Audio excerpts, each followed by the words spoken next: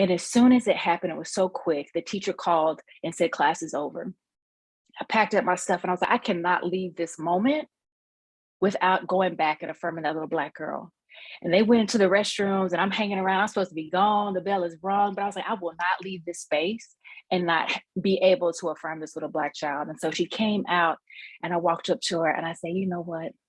Your hair is beautiful. And sometimes I put grease and oil in my hair too. That was the best that I could offer her in that moment. And I got a smile out of her. And so I ground us a little bit. The impact of hair discrimination, it's not just us as Black women, as adults, who are having to fight to show up as our full authentic selves. It starts way younger, y'all. That's the impact of this hair discrimination. First and second graders. And this white child, and I don't want to demonize her because it's a kid too, right? I don't want to demonize her, but she knew exactly what she was doing. And that's what was so scary. And so I want to hold space for that little Black girl who, in the midst of a sea of whiteness, found somebody to affirm her identity. And it wasn't even 30 seconds. It wasn't even 2 minutes and had it ripped away so quickly. So I'm carrying that little girl's spirit, whose name I did not know, into this town hall this evening. Thank you all so much for allowing me the space to share that story with you. And so we have other Black girls who are here who have similar hair stories and stories of harm. And so we want to hear from them. First up, we're going to have Nicole Piles, who will be joined by her father. Nicole Piles is a junior attending Hillside High School and is a part of the IB program. Okay, let's get some snaps. Beautiful, Black, and smart, okay? She plays 2 sports, softball and volleyball, and enjoys them both. She currently runs her own baking business and an entrepreneur, ma'am. She is doing it all already.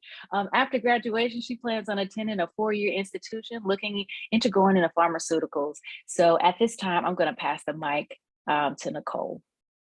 Hi, I'm Nicole, of course, everybody knows. What exactly did you want me to share, and talk about?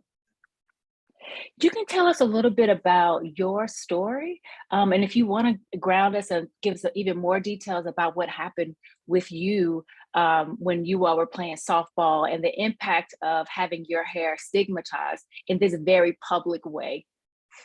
Of course, it was a softball game, and of course, we're going against Jordan, kind of having fun with my friends before the game, spoke to the umps, just throwing the ball around, just normal before a game stuff, like warm up. And so we're actually feeling pretty good about ourselves. We're actually doing really good, 3 up, 3 down, really fast, and really coming together as a team. My team is completely Black, and then their team is maybe almost fully white, except for 4 girls that are actually my friends. And we were playing really great, and I had hit a double at first, got on second base, whatever, that was fine, right? So we go back out to play and go back out to play defense, and I come back in, and then they start talking about my hair, and then how the umpire is like, oh, your braids are covering your number, they can't cover your number. And as you can see in that picture that was circulating around about me, that it was a huge number 6 on the back. So how short my hair was, because I had put it in a bun with multiple hair bands, so it wouldn't fall down or be in my face when I played the game.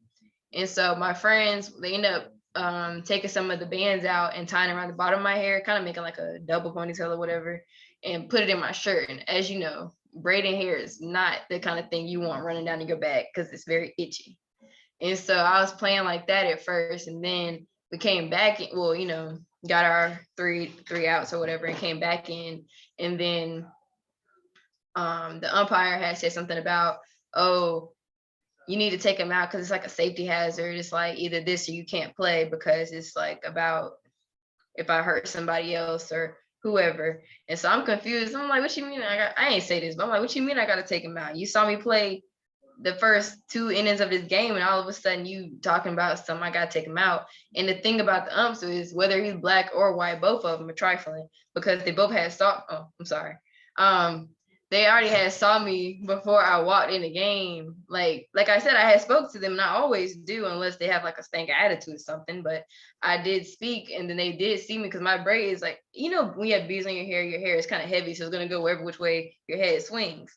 So my hair is like, no matter which way I move, my beads went the exact either opposite way or the same way my hair was going. So he might not have been checking me out like that to see my hair, but you at least would have at least noticed something at the end of my hair. So I'm getting upset because I'm like, you saw me, but what you mean I got to take him out? He was like, well, it's my job. I can't do nothing but enforce the rules.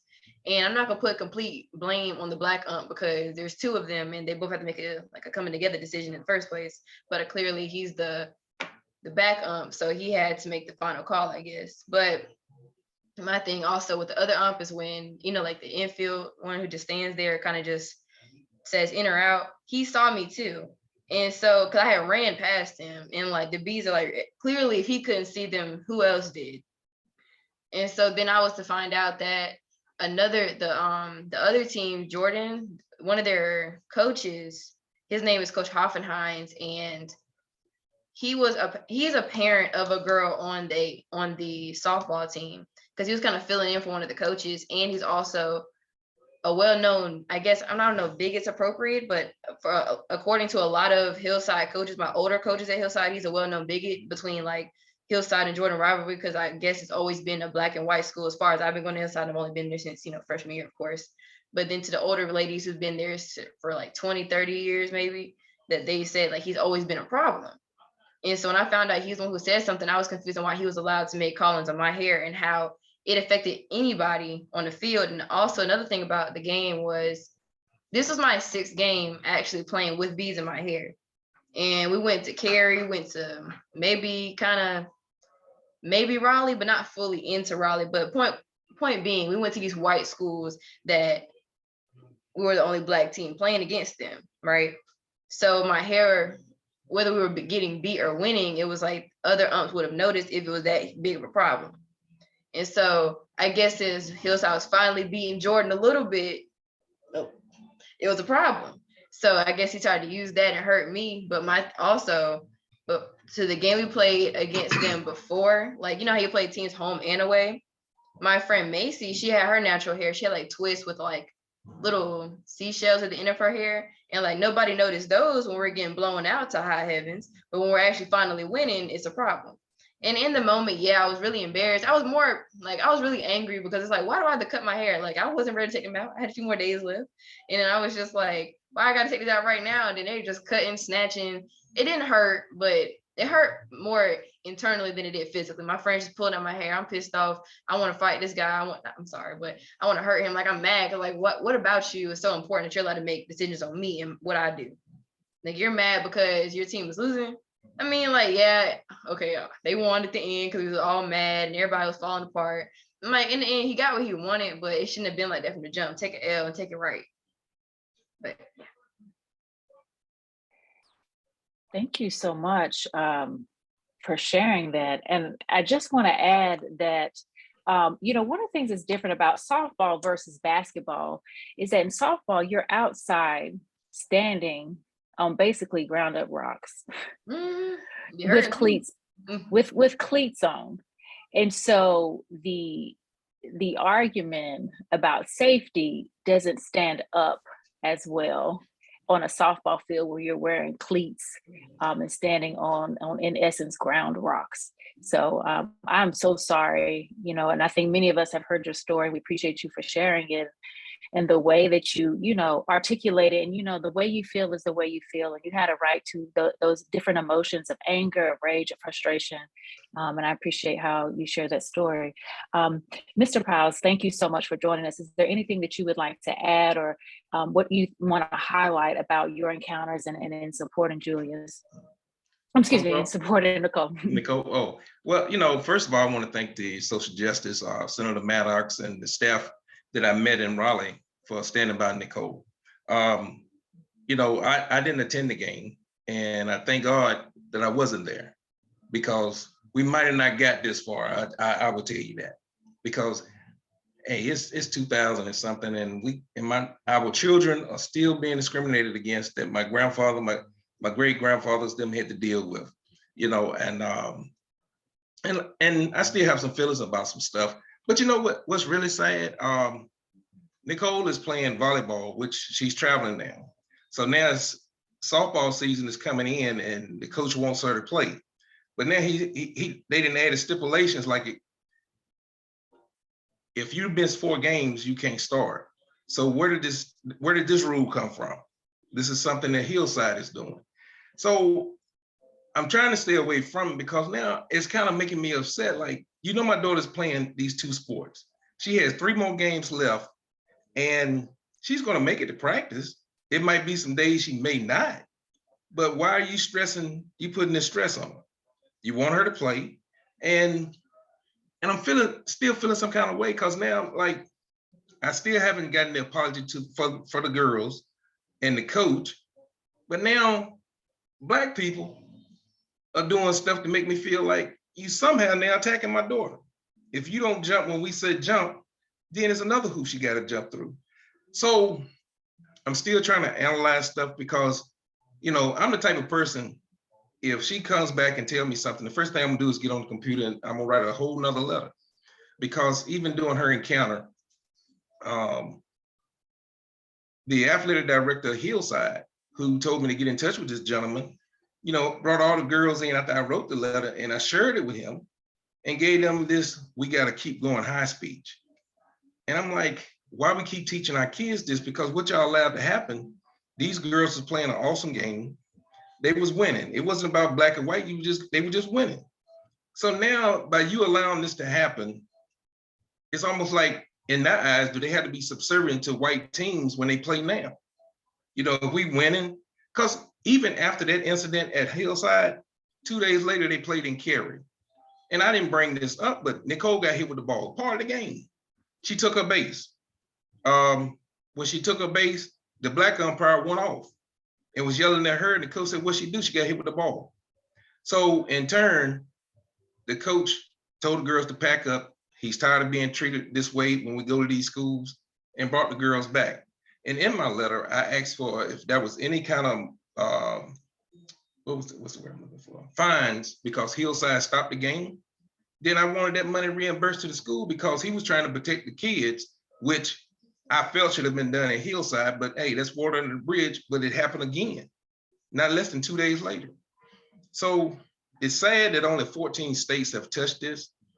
And we don't have congressmen on the higher level, which I done dealt with. I knew I couldn't go to Senator Burr. I couldn't go to Senator, the other one, because they're not gonna do stuff. I was a 20-year union president and I fought for all federal law enforcement. I even fought for law enforcement on the natural level to try to get more police officers on the streets. But it's always a money issue. But these same people we keep putting in office are sitting back getting fat and rich and then walking away with their friends. Not trying to get off the subject, but it's just stuff that still upsets me. And but from the bottom of my heart, thank all of y'all for what you did for Nicole, standing by her and telling her story. And I pray that, it catches on, before it explodes. No, thank you so much, Mr. Piles, and thank you for, allowing folks in the community, myself, we are, and other organizations to be able, I imagine you feel even more protective of her now than you did before, but allowing her to still be in community, to be in those places where we can uplift and walk alongside her as she, leads and continues to set examples for all of us. Yes, ma'am. Well, thank you. I would teach her the right way before I teach her another way. Hey, thank you. We appreciate that. All right. So at this time, we're going to take a brief definition or share a brief definition of the Crown Act.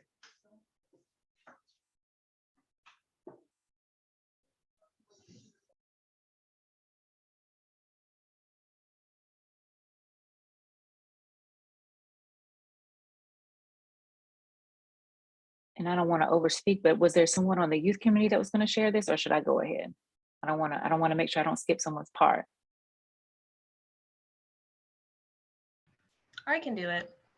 So the Crown Act was created in 2019 by Dove and the Crown Coalition in partnership with State Senator Holly J. Mitchell of California to ensure protection against discrimination on race-based hairstyles by extending statutory protection to hair texture and protective styles such as braids, locks, twists, and knots in the workplace and public schools. Thank you so much, Monica, for sharing that. And now we get to hear from someone else who's pivotal in this moment and someone that we should all be thankful that we have fighting on behalf of us in the legislature, you all. So please allow me to introduce to you all State Senator Natalie Murdock. She is a native of North Carolina and a UNC alum. She has spent a lifetime learning about the strengths and challenges of North Carolina. Senator Murdock has over 10 years of experience in government affairs, transportation, agriculture, environmental affairs, and economic development. Now she is the North Carolina State Senator for District 20, which encompasses Durham County, and she is the first woman of color under 40 to be elected to the NCGA. And she also happens to be my soror. So please allow me to now pass the mic to Senator Natalie Murdock. All right, thank you so much, Dr. Bullock, and just honored to be here in community with all of you. As Dr. Bullock mentioned, she is my big sister, and I actually have not heard that story, so I enjoyed your presentation. I actually did not know that you did the big chop with Crystal, so I learned something this evening, but and thank you again to Nicole and your father, again, just for continuing to share your story. Hey, again, I apologize on behalf of those that will not apologize. And we still will work really, really hard to get that apology to you. And of all days, this person said this not even knowing, honestly, what week it was. We kicked off the week with the beautiful, phenomenal program sponsored by DPS, the Equity Office at Hillside, along with Nicole, to talk about the Crown Act, and did a tour at Durham Tech earlier today and talk with some students.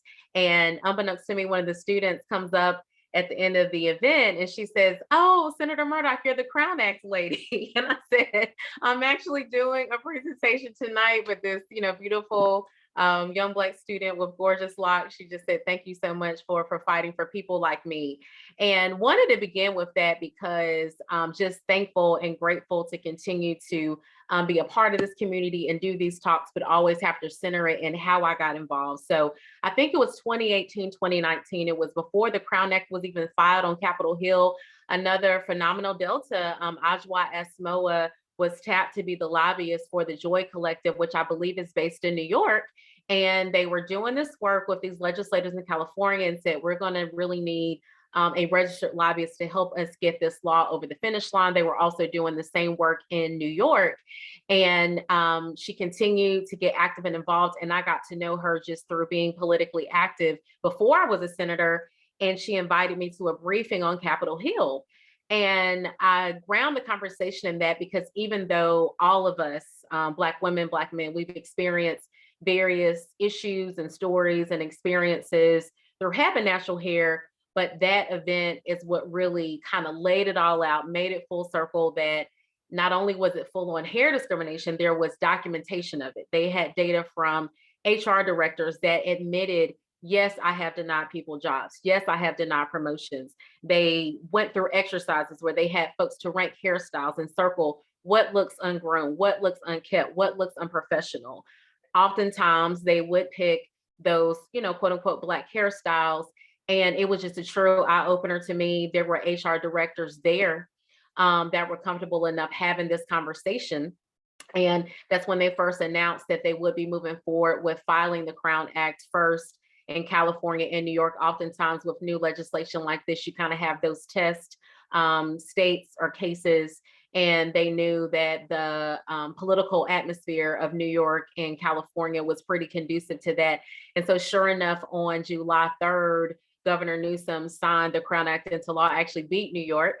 So that is why July 3rd is when we gather together. Folks say, why is it the day before the 4th of July? It is significant because that is when the first Crown Act was signed into law in California. And in the intro, there was some phrasing about braids to the floor. The other thing that I remember about that event on Capitol Hill, for one, just quite frankly, how Black it was. I mean, literally, when I say we were on Capitol Hill, there is an auditorium I was never aware of in Congress, and you can book this, I guess, if you have the juice to do that. And so our soror Ajwa Asmoa did just that. And you're greeted by Black women with natural hair, and they got their afros and locks and everything, and just how empowering it was to be a part of that on Capitol Hill. So it's really, really hard to put that in the words, but just left there so inspired. And I'll never forget the presentation of some congressional staffers that talked about why they were passionate about it as Black staffers that also deal with a lot of discrimination. And I just remember one of those staffers having super long braids past her butt. And just what that meant to me to say, wow, you were on Capitol Hill with your long box braid, do it, you know, and say that because I think there is a lot of generational divide. When I shared my crown story earlier this week, I shared that I'm an 80s baby. So much like Dr. Bullock, I had straightened hair for the vast majority of school through, actually, I made it to high school. I was still getting it pressed and ended up getting a relaxer just because I was very, very active. Athletically, I cheered, ran track, but I think we were at a time where just getting your hair processed was just kind of the thing. No one really thought about the health of your hair. And when I first went natural, I was living in Asheville full time. And for me, it really was to protect my hair. And also because I couldn't find anyone to do it. It was Asheville, there weren't a lot of options. I was tired of driving to Charlotte and I said, forget it. We are gonna do protective styles. So I just did a lot of braids, twists, things like that. Was the only Black person in my department. So of course would get the, oh, can I touch it? You know, acting as if it's so exotic. And if I wear it curly, that's the thing. So went through all that. But another story I remember during my time in Asheville that I wanted to share, one of my friends was an attorney. Same thing, she was maybe one of two Black attorneys at a firm and was natural, had, I guess you call it the pineapple when it's like kind of pulled here and then, you know, it's big and gorgeous. And she shared with me that her mom said, hey, I really think you should straighten your hair for, you know, your law firm portrait. And I share that because we all have those stories where not only do we need this legislation, but just to educate each other, especially in the Black community where we point the fingers at each other of what's appropriate, talking about parents if their child's hair, quote unquote, looks a mess or isn't done. So do want to lift up a generational divide where what I'm excited about and what I saw at Hillside earlier this week of just really embracing natural hair at a younger age. I think it took my generation a little bit more time to do that, not always encouraged. I can pick on my mom. There's still days where she's like, really, you have this big fluffy ponytail and you have all these events and isn't it too long? So I still deal with it at 38 years old. But yeah, I mean, I think of it often. I'm proud of the work that we're doing. But I feel that if my grandmother were still living, she would just say, you know, straighten your hair and just deal with it. You know, so I still think that there's a lot of education we have to do within our community because it's really about assimilation, right? It comes from a culture of do whatever you have to do to fit in to succeed. Don't cause a big fuss. And so I'm just honored to be part of a movement where we're saying we're not doing that. We are entering these spaces as our authentic selves. Not only is that okay, that should be the norm. So as folks covered earlier, the Crown Act has been filed in 46 states. A state that I often highlight is Nebraska. In Nebraska, it was actually passed out of the legislature and vetoed by the governor. I think that's the only state where that happened, including North Carolina. It's been filed. 14 states have passed it. It was filed in the Senate and the House again in 2021. For the men on the line, obviously you see the phenomenal champion that Nicole has in her father. And it was actually Cedric Richmond that first filed it in the House. And he was also at that same event I went to in Capitol Hill, along with another SOAR, Marsha Fudge, who's now Secretary of HUD, talked about her natural experience. And she did a lot of work around natural hair in the armed forces and the military. They also had to change their rules and protocol around natural hair as well. But back to Representative Richmond, I want to lift up yet another instance where we've really got a handle of what we've got to get a handle on what our children are experiencing in the schools. And there was a young Black man that was wrestling, and very similar to Nicole's story. They were going on about the game. They were doing well. They were winning. And I believe it was for like a championship title. It was like one of the higher up games, and he had locks and he's doing great in the game, kicking butt. And all of a sudden your hair is a problem. And they actually had him to cut his locks. He cut his locks. His team members gathered around him. and you can quite literally see his soul leave his body. So that got the attention of congressional members in the Legislative Black Caucus, Congressional Black Caucus, and they moved forward with filing the Crown Act for the first time in 2019. We'll continue to file, actually made it out of the House, so it was refiled. And you all are part of the Youth Project. Hair discrimination starts as early as 5 years old. 53% of Black mothers whose daughters have experienced hair discrimination say that their daughters have experienced that as young as 5. They have validated that. 86% of Black teens who experience hair discrimination state that they experienced that at least by the age of 12. It often happens to Black children that are in majority white schools. Big shock there.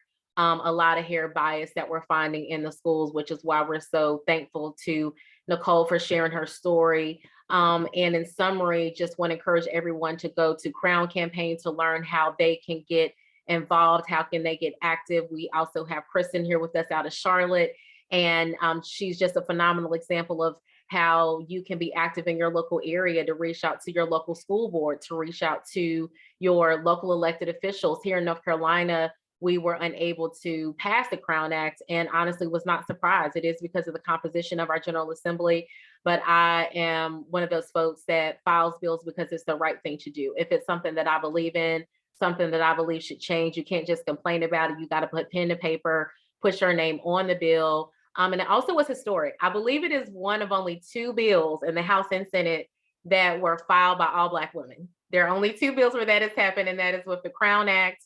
And we had another act to create a task force for Black women and girls. Quite frankly, to support a lot of the work that Dr. Bullock is doing, but we want a full task force to really get data around things that we already know so that we can finally address them. So I want to lift up all those bill sponsors. One is one of your representatives here in Durham, Representative Ronda Taylor, who is raising a young brown daughter, and posted a phenomenal picture of her curly hair to say, this is why I'm filing this, this is why I'm doing this.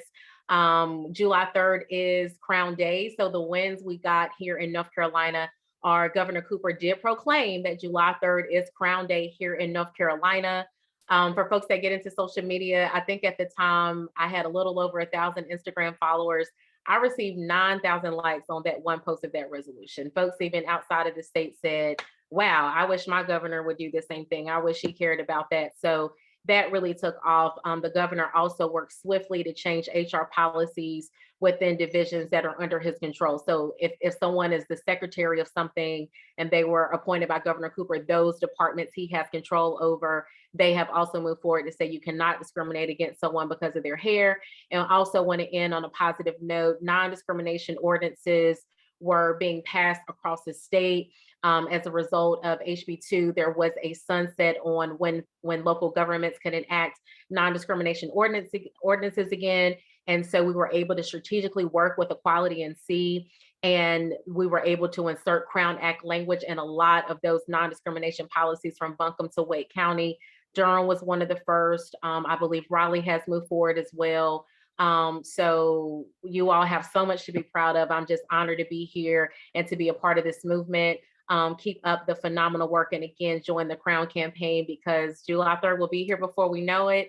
And now that those COVID numbers are starting to go in the right direction, we are hopeful that we will do a large ceremony this July 3rd. So thank you all again, and keep up the phenomenal work. No, thank you, Senator Murdock. We want you to keep up the phenomenal work, and we're happy to support you in any way that we can. You're coming in and just doing all of the dope and amazing things and being the person that we know that you can be and representing us well. So thank you so much, and we hope that you continue to move forward. Within your talk, you mentioned Kiersten Hash, and we're gonna get ready to introduce her next and allow her to share her gloriousness and all of the work that she is leading and doing. And one of the things I want to uplift as we're loading that is that these are young people using their voices. And one of the things that we like to do in our organization and Youth Justice Project too is to talk about young people are activists right now. I don't care what adults say, you do not have to wait till you get older. You are an activist right now. And how powerful is that for you to speak from your lived experience? and to use your voices to create change. And so if there are other young people out here watching this and you're looking for inspiration to start a movement, to use your voice, to write a letter, to speak up, hopefully you can connect with some of these people or at least find inspiration from these beautiful Black women who are here in this space today. And so with that, I'd like to introduce you all to Kiersten Hash. She is a freshman at Harvard University from Charlotte, North Carolina, where she is pursuing a government concentration. In 2019, Kiersten founded Queens for Change, a community organization that serves to uplift and empower Black girls and women through advocacy and service. Queens for Change partnered with various grassroots organizations to galvanize support for the movement, and as a result, Charlotte-Mecklenburg School District incorporated natural hair protections into the Student Code of Conduct Handbook. And so without further ado, I will now pass the mic to Kiersten Hash. Yes, and I did have a video to share. I was wondering if, I think that's the hyperlink right there, yeah.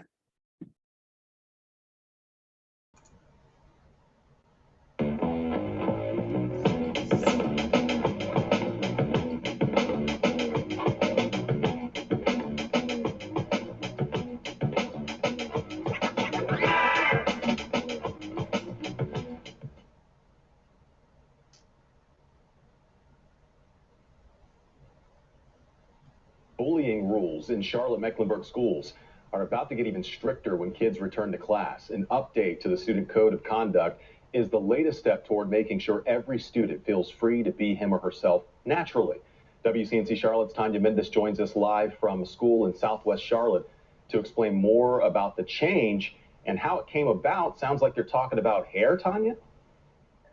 You know they are, Fred. We've talked a lot about this. There's been a lot of talk lately about Black and brown people being able to wear their hair in its natural state. Well, one student argued that school should be no exception. So she campaigned to the school district and she won. It's just 3 words, but Charlotte-Mecklenburg Schools sure is saying a lot. It's so important that children are able to be themselves. CMS revising its Student Code of Conduct for the upcoming school year. In the section on bullying and what CMS requires to make sure students feel safe and respected, they've added protections for hairstyles. You want to foster the most efficient learning environment for a student. And when you're targeting certain aspects of their identity, it's always going to leave negative ramifications. Kiersten Hash is a 2021 CMS grad who spent her senior year advocating in board meetings. I encourage the school board to consider a policy that protects against natural hair discrimination. And online forums. Black people should be able to wear their crown in any way that they choose. So we're going to start at the end. Hoping the braids, twists, locks, knots, curls, and fros, often worn by Black and brown students, will be celebrated and not regulated. The change in CMS comes in the midst of a reckoning happening nationwide. In the past 2 years, versions of the Crown Act, a law that bans natural hair discrimination, has passed in 13 states. Here in North Carolina just this month, the cities of Raleigh and Durham both saw ordinances take effect that forbid discrimination based on hairstyle or hair texture.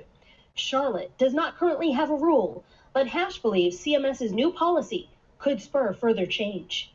In North Carolina, in order to build that momentum, tackling the local school districts and local jurisdictions is just so important.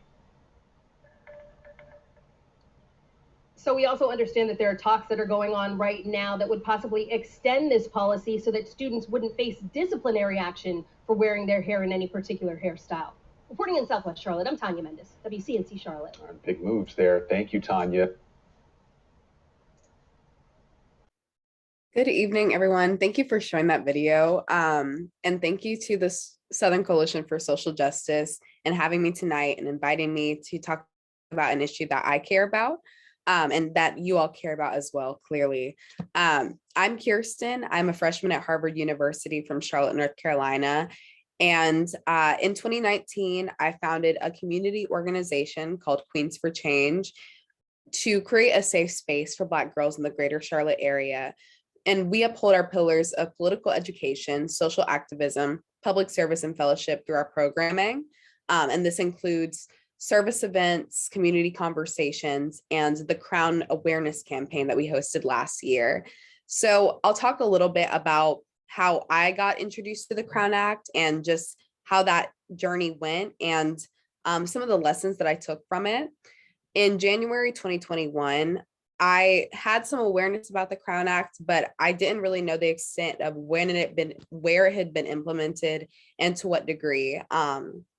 But I was in a debutante cotillion session for my senior year with the organization A Girl's Gift, and we had a presentation from a Villanova law professor named Ann Giuliano, and she talked to us about Title IX and also the Crown Act to inform us that in what states it had been passed, and North Carolina was not one of those states. And I realized this, and knowing that I had my platform of Queens for Change, the gears started turning in my head, and I was just like, like, I wonder if this could be something that I could work on. And I think maybe the week after that, not even, maybe a couple days after that, the news broke out that it had been filed in the House and in the Senate in North Carolina. And I think that was confirmation for me, seeing the commitment and the drive of the Black women legislators in the House and the Senate, like Senator Murdoch, like Representative Smith in the House, Senator Salvador, all these women that were coming together and filing this legislation, and recognizing that it was just so important to prevent instances of what Nicole experienced, what the individual that had to cut his locks experienced. I think that was something that really drove me to implement an advocacy campaign through Queens for Change. So our two goals were to work on the state level, and this consisted of working in an existing coalition of Black women-led grassroots organizations, including the Crown Campaign, National Coalition of Black Women Rising, Action NC, the Southern Coalition for Social Justice, and Curls on the Block. And we worked with this coalition. Obviously, they were already doing the work to implement progressive legislation, implement equitable legislation. And the women that were in charge of these organizations had laid the groundwork in the state for talking about the Crown Act, going to Raleigh and lobbying to legislators about why it was so important. In addition to working on the state level, we also worked on the district level, because something that was important to recognize, as Senator Murdoch said, has been repeated kind of throughout the night, is that it's really hard with the makeup of our state legislature to get stuff passed on the state level that's like specifically for marginalized groups. We see how it's very hard when you're in the minority to advocate for the people that are already marginalized. So it was really important for me to also work on the local level and tackle it in a place that was my own sphere of influence, which was in the school district.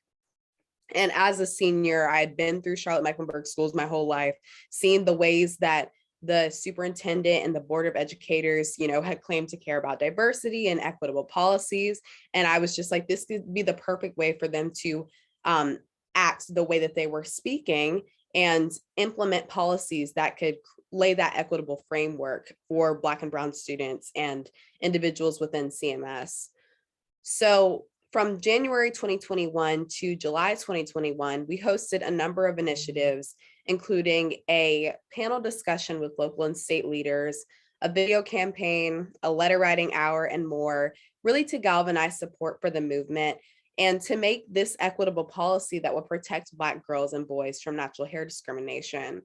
I was truly inspired by the advocates that I came in contact with, the organizers, the legislators who had really been putting in the work, as I said, for years to garner support. Since really 2019, these women and these legislators and these organizers had been advocating for this legislation. And even with that, knowing the time that they spent on it, unfortunately, I was coming into it new and felt disappointed when it didn't pass in the past 2021 legislative session. And something that you have to recognize is that it's not just a moment, but it's a continuous movement, and you're continuously building that momentum. And really just keeping in the back of your mind that we're protecting our Black girls and boys from having to be denigrated in public spaces, having to lose job opportunities or opportunities in schools because of the way that their hair is, you always keep it in the back of your mind and realize that this is not going to be something that just happens in a couple months. It's going to take years and years of advocating, because ultimately we're pushing for a better future. But even with the fact that it didn't get passed in the legislative session, seeing the work that was really put in during that time, the virtual lobbying days of these organizations coming together and essentially harassing the legislators and saying, you need to hear about this, you need to hear about our stories. The work of the legislators like Senator Murdoch, like Representative Smith, that would consistently be talking to these legislators that had like the most power in the House and Senate and explaining to them, because honestly, it was sometimes about ignorance of them just not knowing our experience, but them recognizing that there's the socioeconomic implications of wearing your natural hair in the workplace, and there's those social implications of wearing it in schools. So that was kind of some of what occurred on that state level. But again, recognizing the momentum that was laid during that time and before is just beautiful to see. And it's exciting to know that that momentum is still continuing to be built. On the district level, however, it was a different story. And I think that maybe because of Charlotte, the makeup and kind of who's in charge and the diversity being reflected in the leadership. And I really had to use the local resources to put pressure on the school board, but it wasn't as contentious because the leaders genuinely wanted to help and genuinely wanted to implement equitable policies. And in March of 2021, I spoke at a school board meeting about implementing the protections that would mirror the same verbiage as the Crown Act on the district level. I also spoke with the superintendent and some school board members and just leaders within the district. And it was beautiful to see how supportive they were. The Superintendent Winston, has 2 Black girls. I think I may have mentioned that in the video, but he was so willing to listen and hear us out and really listen to the voices of the coalition of grassroots organizations, but also listening to the young people in CMS that were also seeing that this was something that was important to them. And in July 2021, it was confirmed that CMS would be implementing protections for natural hair. And that was on a person-to-person level, but recognizing that that first step was taken in seeing that natural hair is something that needs to be addressed and needs to be included was so powerful, and reminded me of the power of building coalitions and the power of young people using their voices. And ultimately, the importance of the Crown Act comes in many ways, but when you think about the Crown Act and what it represents, it's really attacking the discrimination that is faced for just one facet of Blackness. But we all know that all the aspects of our identity, whether it's our hair, the way we talk, the way we show up in the workplace and in public schools or any schools, all of that is constantly being marginalized. So having this legislation is taking that proactive step to make sure that it's being addressed, and the centuries of anti-Blackness and texturism and hate of Black features is being rectified. And as we move towards a more equitable future, it really will look like decentering those Eurocentric standards of what beauty and professionalism looks like. It's been said throughout the night, but we have to recognize that our hair is beautiful, but not only is it beautiful, we're worthy of showing up in professional or formal spaces as our natural selves. There's no reason that we should have to completely change the texture of our hair when we have all of these gorgeous hairstyles for men and women to choose from that are just as beautiful and elegant as simply straightening your hair. And because they're not seen on the same level, it's going to take legislation like the Crown Act, but also those community conversations to break the stigma and really allow us to see that it's not simply that our hair is just less valuable than that of looser textures, but this is centuries of internalized brainwashing and centuries of institutional brainwashing that we're going to have to wake up from. And it's amazing to see the intergenerational community that's here tonight, from the kids that are in high school and younger to the adults, the legislators, the organizers. I think that us having these conversations is moving in that next step. So lastly, I'll say that my experience has ultimately shown me how easy it is to get involved in the Crown Act movement as a young person. I was in high school in my senior year when I started working with that grassroots coalition, but you don't have to be a senior. You could be as young as middle school, elementary school. If you find that this is something that you're passionate about and you want to see protections for natural hair, it is so easy to get involved. It's as easy as just learning about the Crown Act, learning about the history of natural hair discrimination, supporting the grassroots organizations, signing petitions, and even speaking at your school board meeting or writing to state legislators or even just local leaders about what you care about. And it's so important that Durham Public Schools implements the same protections as CMS and that action is replicated throughout these local jurisdictions, because it's going to take that momentum to keep building for us to see that this is an important issue and implement it. We have to fight for a better future, and it's one in which Black girls and Black boys can be seen as authentic and show up as their authentic selves. So thank you all for listening to me tonight, and yeah, let's keep fighting.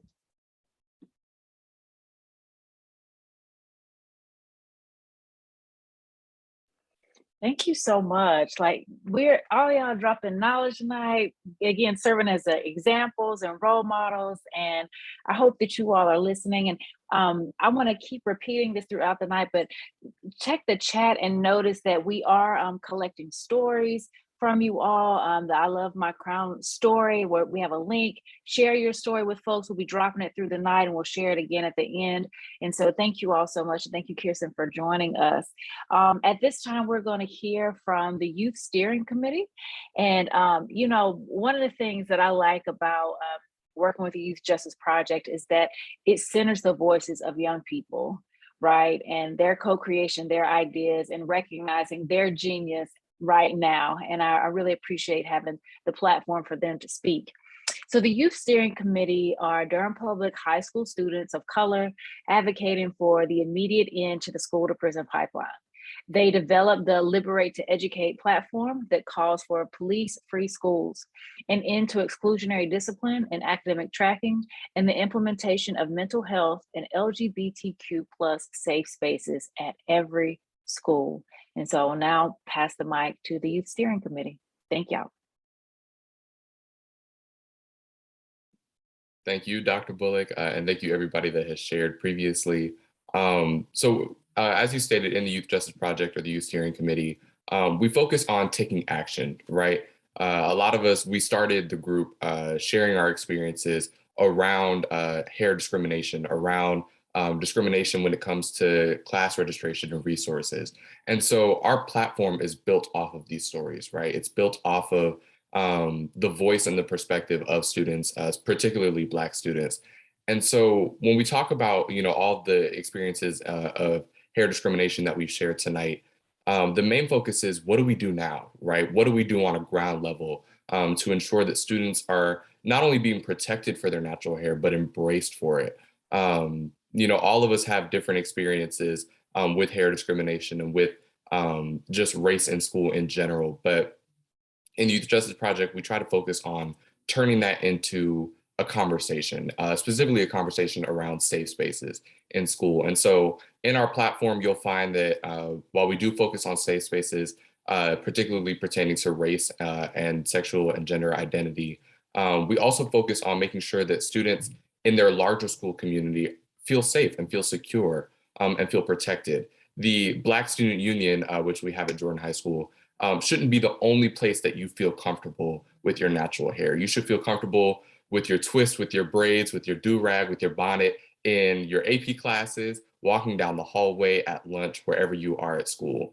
So we kind of wanted to just make sure that people were hearing these stories about hair discrimination, also about hair love, and learning that there is a larger conversation happening on the ground level in our high schools, and that the next step is action and making sure that students have the space that they need to embrace who they are and embrace their identity and their cultural heritage. And so one of my other fellow Youth Justice Project members will talk a little bit about the concept and the idea of hair love. Hello, everyone. My name is Shelby. Thank you all so much for being here, and thank you to the other presenters for sharing their wisdom on this extremely important topic. As Nicholas said, creating safe spaces for Black people to celebrate their hair in schools is not only important, but necessary for Black students to feel valued and respected in their school communities. As a whole, the beautiful breadth of and diversity of Black hair deserves to be celebrated, which is what we as students are here to do in sharing our stories, especially considering the current context of systemic racism in school systems and how it directly targets Black students in their hair.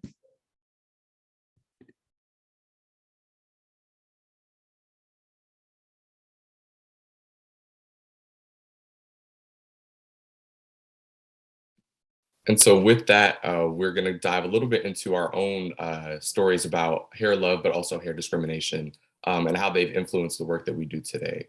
So to start us off, I have a couple of different experiences with hair, I guess, in general. So I started,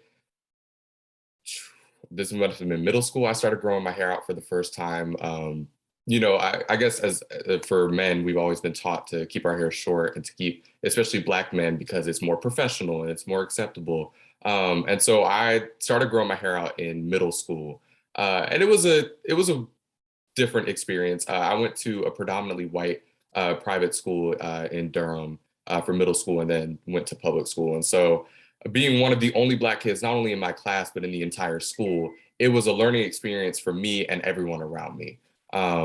Prior to that, in elementary school, I had kids who would touch my curls out of nowhere, would just grab my hair and be like, "Why does your hair do that?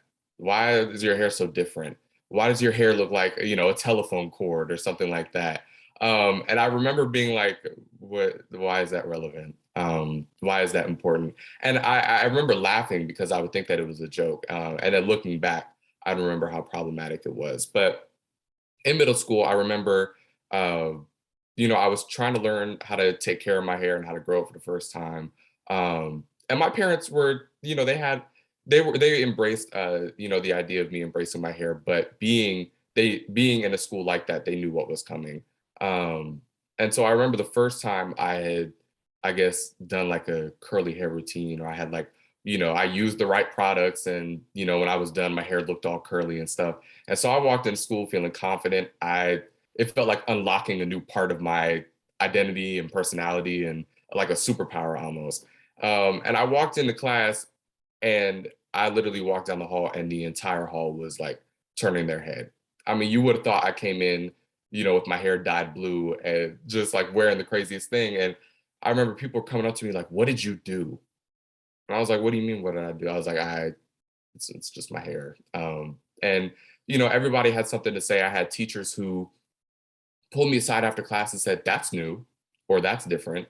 Mind you, I only had one Black teacher. And so she, when I finally got to her class, she was like overcome with joy.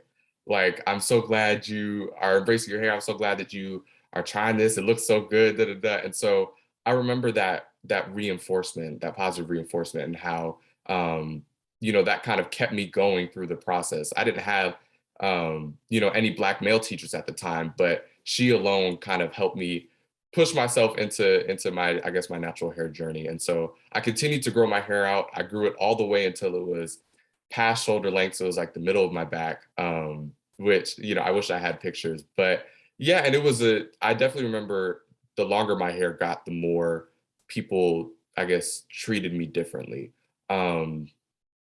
People would ask, I guess, like what I was mixed with and what my heritage was. And, my hair grew out and then it grew down. And so people, as, the shape of my hair changed, so did people's perception and their stereotypes. I remember the longer it got, the more, I guess, instances in public I also had. And so there was one time I was at the movie theater and, chilling with my family, wasn't doing anything. And then all of a sudden, I just felt this hand in my head. Like, I had no idea who it was. And I turned around and whoever it was had walked off. And I had no idea. I didn't give anybody permission. Nobody had said anything. And that actually happened twice for me. Somebody just coming up, touching my hair, and then walking away. And I remember it being a big adjustment and being frustrated because I didn't want my hair to be political. I just wanted my hair to be my hair. I wanted, people to be like, "Oh, that's cool," and "Oh, that's dope." And so I remember being really frustrated, and then kind of having to learn to just embrace it for being political, embracing the fact that my hair can be a statement, but my hair can also just be a part of who I am.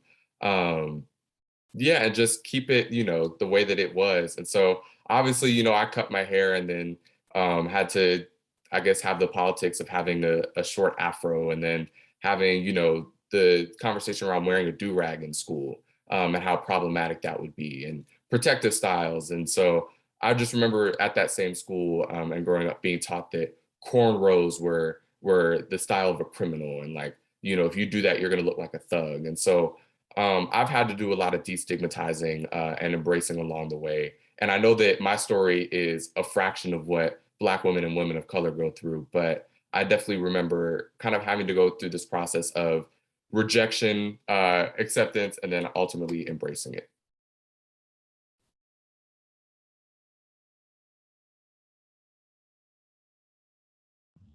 Oh, I can go next. Yeah, it's always hard going after Nick, but so I've been natural my whole life. So my mom, she had perms and a jerry curl, and she was like, I'm not doing that to my kids. I'm not going to ruin their hair the way my hair was ruined when I was growing up. I'm not going to do that.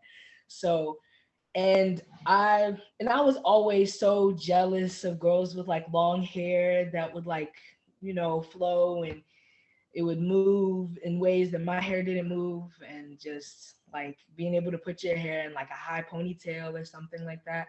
I remember when I was in second grade, I had this spy costume and this horrible, horrible red wig. And I wore that red wig for like a week after, just because it was different than my hair. And I was also really tender-headed. So that's a whole nother discussion in and of itself. But I remember like putting shirts on my head and like wanting to like cover my hair because I thought it was ugly and like bad, and I didn't like it. So, and then it wasn't until I got maybe to, I'm a junior in high school now. So it wasn't until I got maybe to 7th or 8th grade that I realized that my hair was beautiful. Like it's beautiful the way it is. It's beautiful the way it grows up. They say it grows to God, it grows up, and it took me a really long time to realize how beautiful my hair was. And I was always doing stuff to it and a whole bunch of different stuff. That's my mom in the back. But I was always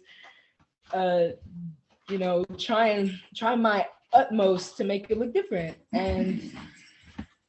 And I realized that my hair, the way it is, the way it grows, the way it gets, flat on the side when I wake up in the morning, and the way it gets flat in the back when I wake up in the morning, and the long, grueling wash days, it's all beautiful, and it's all a part of who I am.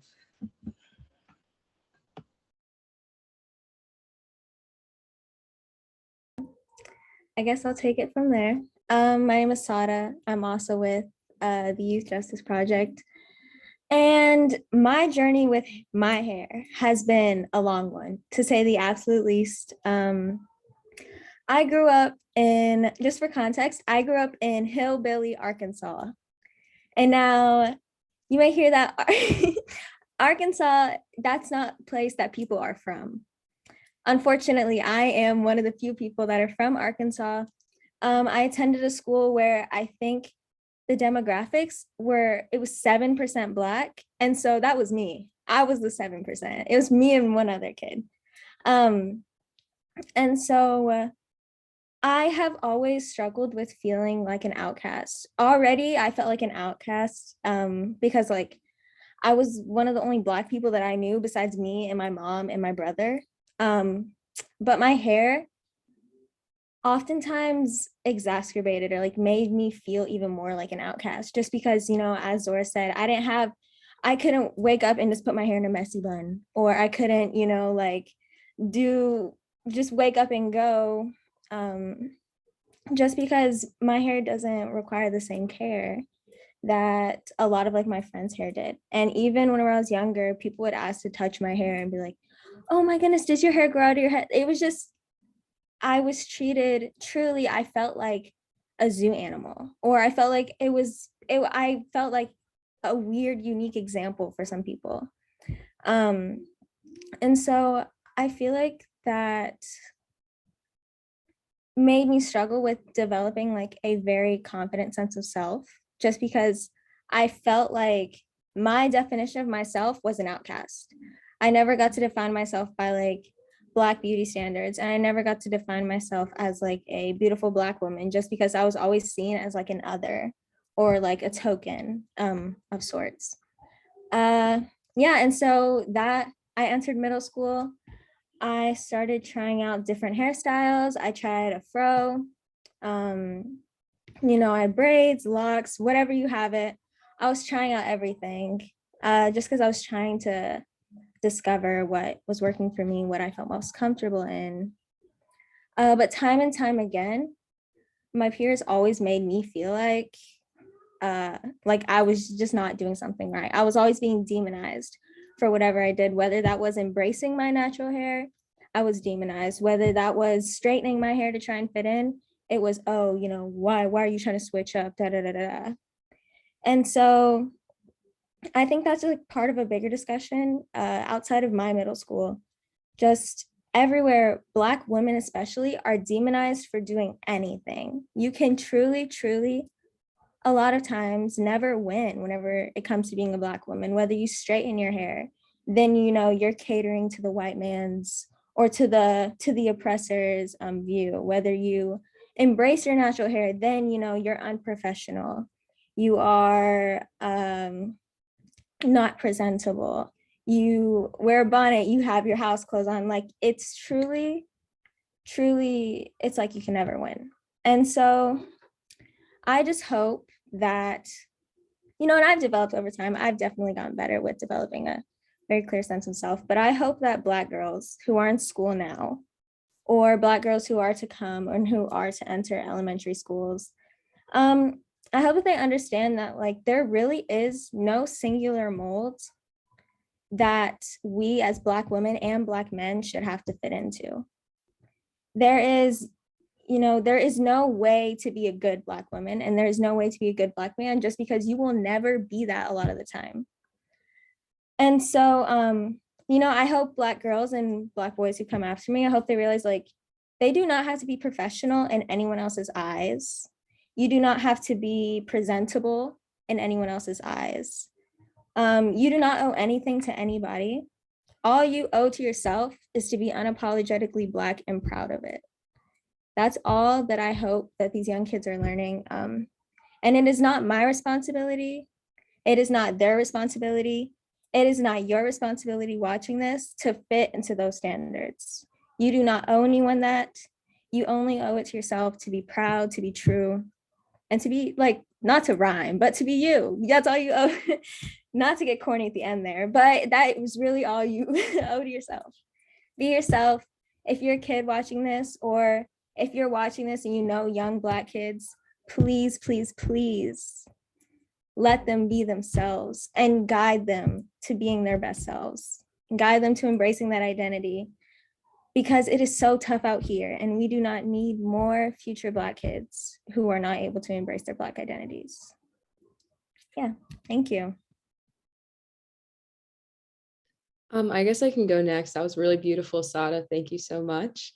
And for me, like, I guess like my hair journey like has started like since before I even started doing my hair myself, like with my mom, and she's always kind of like done my hair for me. I've always had my hair natural. So I feel like I'm really grateful that I've had my hair natural and I've never had it permed. Like, but yeah, I feel like even like just my whole life, I've been going to predominantly white schools. So I've always felt like I've seen myself kind of like Sada said as an other, and I don't really feel like I've really ever thought of myself in the context of my schools as like somebody who sees myself represented in my schools, who sees myself represented in my academic community. So I feel like it's just like, in terms of when I was younger, that was kind of something that I struggled with. And as I got older and started doing my hair myself, particularly in middle school, I feel like that was something that I struggled with, because we have like, at my school, we have like these dances where like a lot of students can go and just like have times during the year to like celebrate, I guess. And for me, that was always kind of hard, because I felt like to be fancy or like to fit in, I had to straighten my hair, I had to look a certain way, I had to look more white in a way. And I felt like I kind of, not only that, I kind of envied my white friends who were able to easily do their hair and things like that. And I do think that like as I've gotten older, I've really started realize that like loving my hair and like growing into it is like a part of me feeling like I can accept who I am as a Black person and like really love myself. And I think that especially as I've gone to high school, just like recognizing like the reality that like Black women face all of these issues. We never are seen as like, I guess, we're never seen as professional in terms of the way we present ourselves to society and in jobs. And I feel like just for me, I've had like experiences with people touching my hair without my permission and things like that. And I think that recognizing, and one powerful experience I had was in middle school when someone was asking about my hair, like a white student was asking about my hair, like, oh, what do you do with it? How do you do it? Like, how do you make it look like that? And all these things. And one of my teachers was like, she doesn't need to tell you that.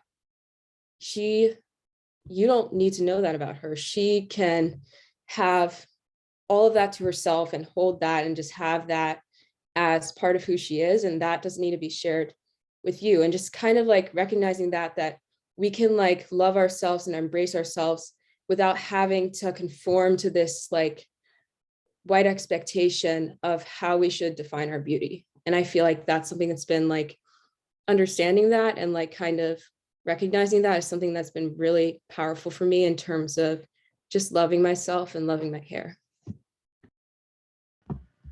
I guess I'll finish off, everybody.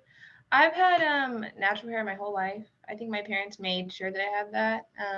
I guess similar to Zora, my mom had like relaxers and stuff throughout her life, so she just wanted to make sure that my sister and I kept our hair natural. I had twists and beads. I had locks at a point. I ended up taking those out, which was kind of a mistake, but that's for another time. And then I had it, I guess, like long and natural for a period. And then it just came to a point where it became a lot to maintain. And so I kind of looked towards my mother and grandmother, who both have short natural hair. And I saw that they looked good in it. And I thought, well, I guess I could try it for myself. And then I think it was this summer in July or August, I decided to finally make the decision to just go ahead and cut it off. It was a little shocking for me. I just wasn't sure about how I would look, how people would perceive me. I didn't want to look too masculine or anything. I still wanted to remain feminine with my hair. So I was a little bit scared about the decision, but I decided to just go ahead and do it just to see how I would look. And then when it came off, I was happy with how I looked. I was ready to go into like a new chapter in my life and just embrace a new hairstyle. That's one of the things I love about my hair or I guess Black people's hair in general, we can just do so much with it and still look good every time.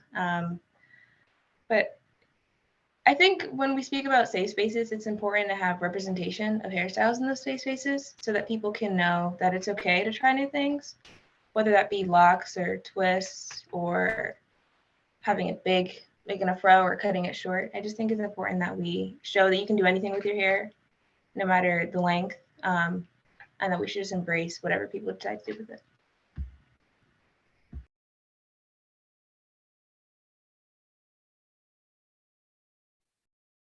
Is there anyone else who's going to share? Is that all of us?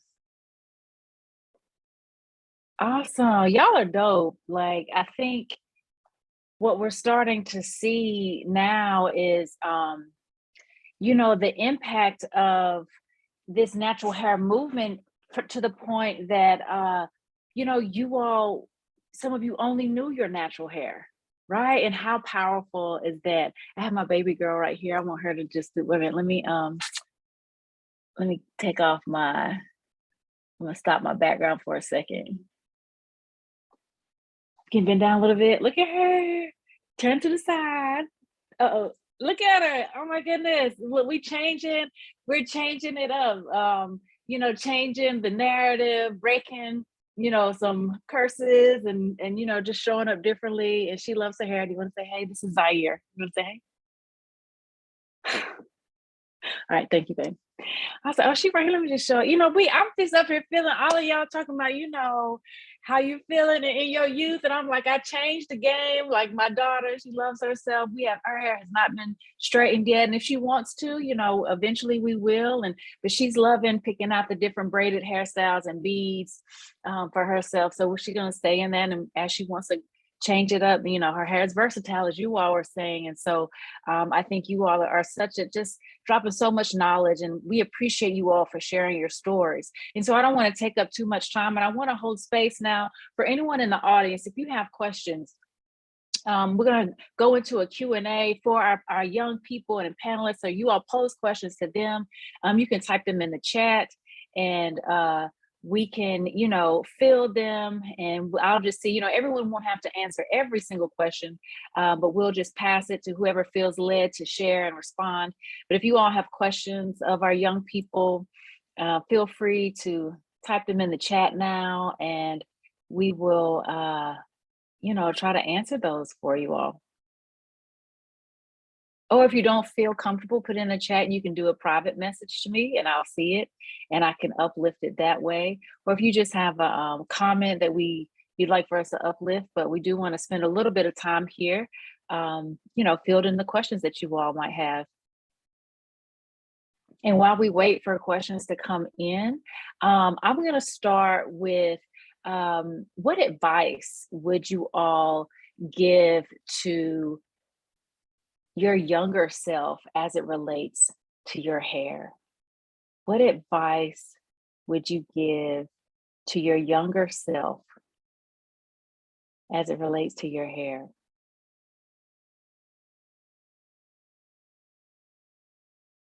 Zora, you look like you might have had a story there. Do you want to go first? I can. Okay. I would probably, okay, this is specific, but I would probably tell myself in like 6th grade I had sister locks in 6th grade. So I probably would tell myself to keep them, because I did get rid of them, and it might be one of my biggest regrets to this day. So I would tell myself to keep those locks.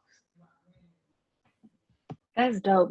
First of all, Zora, that's dope that you had sister locks in 6th grade. Like, I just think that's dope. And so thank you so much for sharing that. Anyone else, you feel free to unmute yourself and just go.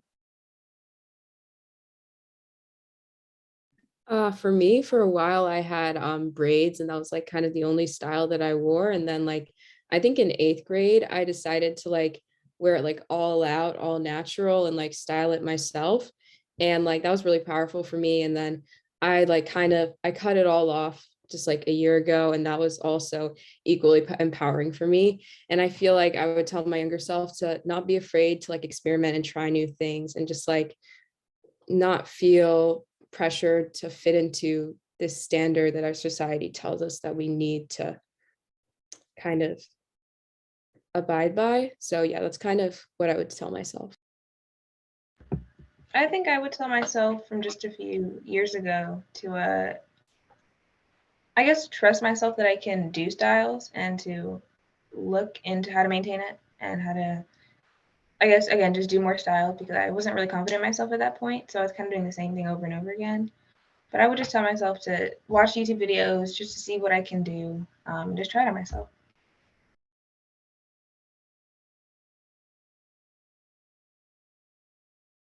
All right, thank you so much. I think we have a question in the audience, and Wilhelmina's hand's raised, so you can unmute yourself and pose your question.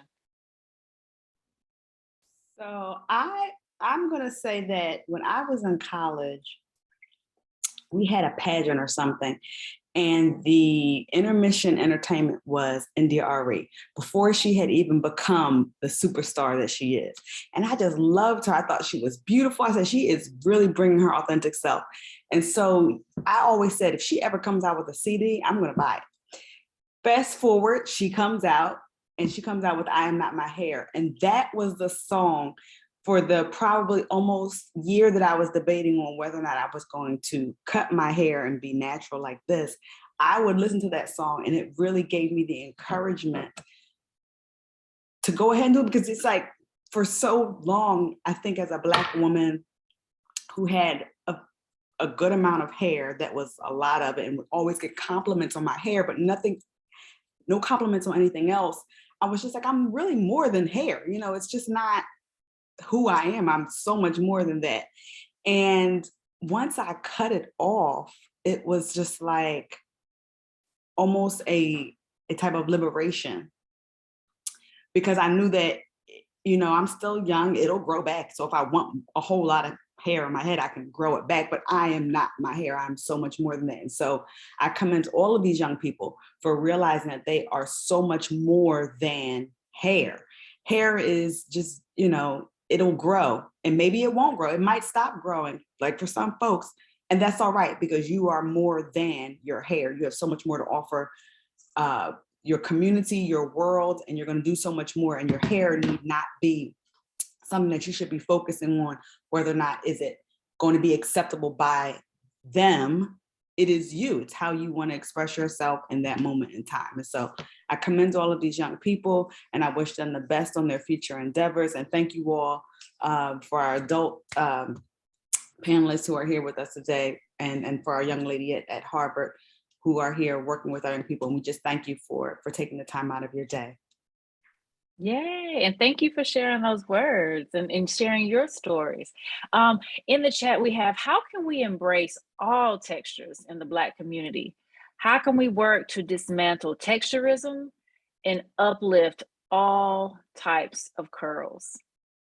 As y'all are thinking about that, I just want to tell y'all, the hair on the back of my neck is different from the rest of my hair in the front.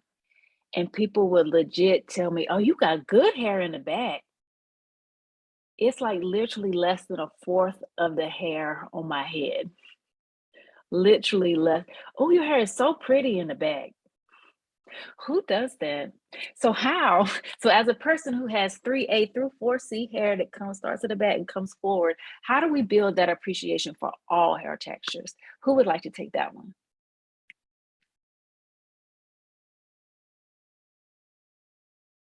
I can start us off. So 3C, 4A coming into the chat, I guess. So I guess from my own experience, I've always been kind of caught in the you got good hair kind of stereotype, but also not as good as my brother who has 3A and 3B. And so he's got these big, you know, loose curls and coils. And so I remember, you know, my grandmother, who this old Italian woman, whenever we would go over to her house, she'd be like, you know, oh, your hair is so pretty, and your hair, she would grab his hair and all this stuff. And I remember just being like, you know, and obviously, you know, what she would say, my hair is, you know, you have nice hair, your hair is interesting. But I just remember learning that distinction early on, that, you know, the tighter your curl pattern is, the less acceptable it becomes. And so I think that one thing we can do is just, one, just get rid of the good hair compliment. Good hair is healthy hair. Good hair is hair that you feel like embracing, that you feel confident in. It's not a specific curl pattern. It's not a specific hair type. It's not even a specific hairstyle.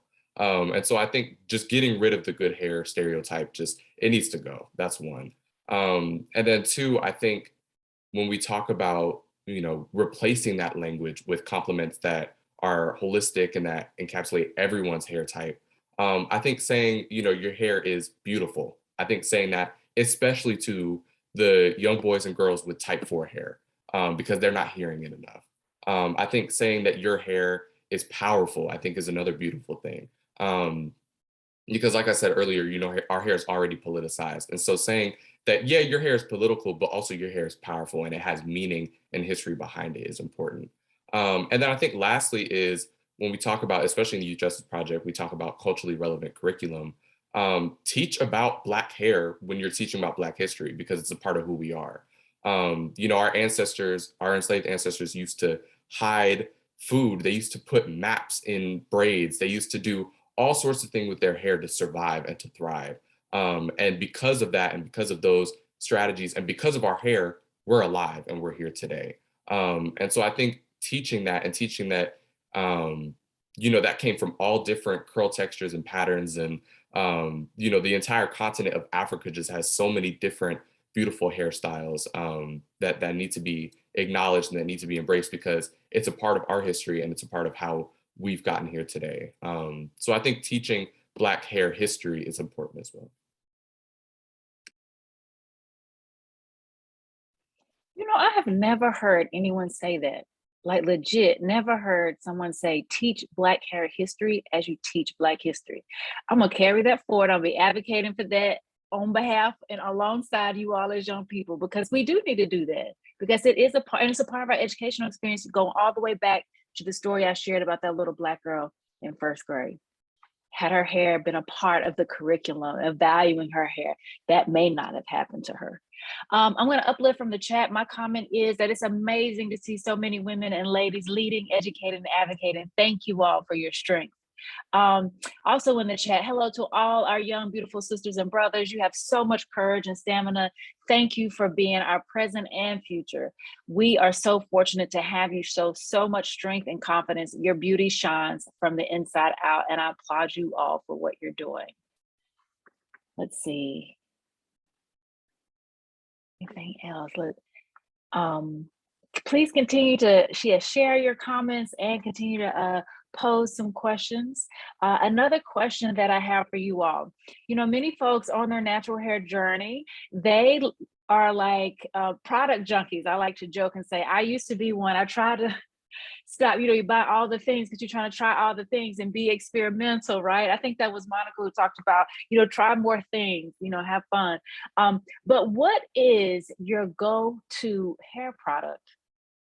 What is, like, if you have one or two products that you would definitely recommend to young folks who are natural, what would you recommend? I'll give y'all a little bit of time to think about it. Your one or two go-to hair products, what would you recommend? And when you're ready, go ahead. My go-to hair product is shea butter and aloe vera gel. Yeah, shea butter. Thank you, Miss Elizabeth. Shea butter and aloe vera gel. Yes. All right. Well, of all the products I've tried, that works best. Thank you. Zora. I happen to have a bottle here with me. This stuff right here, this Apogee Serious Care and Protection. This is the thing right here. I love it. Oh, and you know, also as we're naming these things, can we type them in the chat? You know, because some of us might have to. I told myself I'm not buying no more products, so I use up what I have. Okay. But still drop them in the chat for us in case some people want to take some notes. All right, someone else tell us, what's your go-to product? For me, I have like a lot of conditioners and detanglers, but like the ones that like I feel like are like the best are like I have coconut oil like before like I put like my product in my hair, and then I put this As I Am curling. It's like curl defining cream, and it's As I Am curling jelly. So that's something that like I use for my hair. I am also a fan of aloe vera gel. I think like, truthfully, the hair products that work the best for me are the ones that my mom and like her mom has been using since forever. I think all the new products that all the kids like to use nowadays are expensive, and sometimes it's a little, yes, exactly. Ultra sheen, like sometimes you just have to stick with what you know, and we've been knowing this. So, but from new products, I do like to try a little Black owned, like Miel. I think Miel's Black owned, I'm pretty sure, or a little something special. But personally, I stick with what my mom used, what her mom used, just because you stick with what you know best, and those have worked for us for generations. So I'm gonna keep it going, and I'm gonna pass it on to my children as well. For me, and now you coming for the new product lines. Listen, there's some good stuff out there. Y'all coming for my Amazon wish list. I'm like, no, for me, my first product, I guess it's part of my natural hair story or whatever. My first product that I ever got back when the natural hair section was this big, was the, it was the Shea Moisture Curl Enhancing Smoothie. That's been my go-to since I was like 10, 11 years old. So I love that. And then I also I'm on the Camille Rose wave right now. So I'm doing I think it's called the hair milk is what it's called. I love that stuff too. It's a leave-in conditioner. And I do all of my siblings. I'm the oldest of 7. So I do all of my siblings' hair for the most part. And we all use those same products and it works great. So, and we all got different textures. This isn't a product, but I like using the Denman brush. If it works for you, you should use it. I heard it was ripping people's hair out, so I don't know. But it works for me and I like it, so.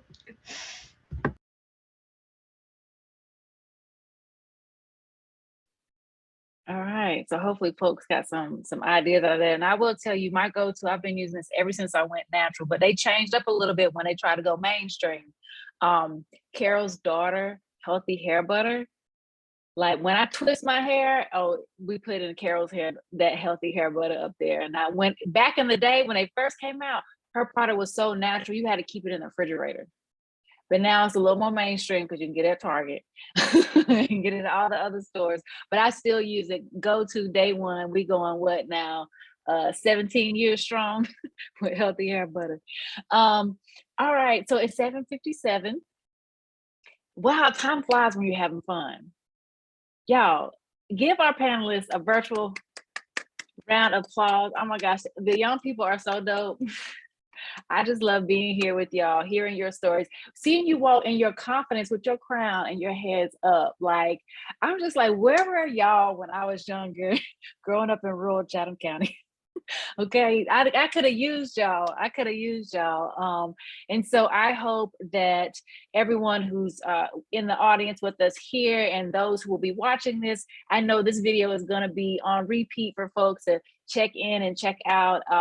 Just want to say thank you all so much for joining us. To our young people who are amazing, who are dope, who are breaking, chains, shaking them off, fighting them off, tearing them off in ways that many of us were bound. And unfortunately, some of us as adults are still bound, right, by some of those stereotypes, those beliefs. The white supremacy is very powerful. It is suffocating. It is all-knowing in some ways. It is an omniscient evil, and it's we have to actively exert ourselves. We have to actively believe in ourselves. We have to affirm ourselves. So we have to support each other because the devil is a lie, right? And so I just appreciate just being in this space, vibing with you all and the young people. We need like some action steps, right? So for one, continue to be you. Listen to the voices of the young people. Continue to walk in your power. Advocate that as we talk about Black history, we talk about Black hair history, okay? And also there's things that we can do policy-wise. We can tell lawmakers to support the Crown Act. They need to hear from you all. Y'all need to take your stories and put them in that little link or not, or share them directly with your own words and post them and tweet them, because they need to hear your stories and your experiences and understand that this matters. This matters to us and it is important. You can also share your story for the I Love My Crown story. There are links here that are dropped in the chat and also up here on the screen. Please write those down and share them with other folks. Tweet them out, put them in a little TikTok video. I have TikTok, I haven't really caught on to that yet. I'm still doing some of the old school, digital media, but share them whatever makes sense for you, and get your friends to contribute their stories as well. I think you all stories are going to be so powerful because of your confidence and because of the way that you can name the harm. You all were very adept at naming the harm in ways that some of us, we just took it as what was normal. And you all like, hold up. That's not how we roll. And I love to see that. We love to see it. So thank you all so much this evening for all of your work, all of your time, your attention, your beautiful stories, your voices, and just making sure that we stay informed and that we continue to do the work of loving our crowns and wearing them proudly and sharing that story and doing the advocacy work. And so I don't know if there's any other folks who wanted to have any lasting comments before we get ready to close this out. All right, friends, it is 8 o'clock. Look at that. Start on time, end on time. I love that. As the educator in me is like, oh, look at what we did there. Thank y'all so much. And until next time, y'all take care, be safe, and have a good evening. Well, thank you so much for coming to speak with us. I really appreciate it. Thank you, Dr. Bullock. Thank you, Senator Murdoch. Thank y'all so much. Goodbye. Well, good night. Thank y'all. Good night, y'all.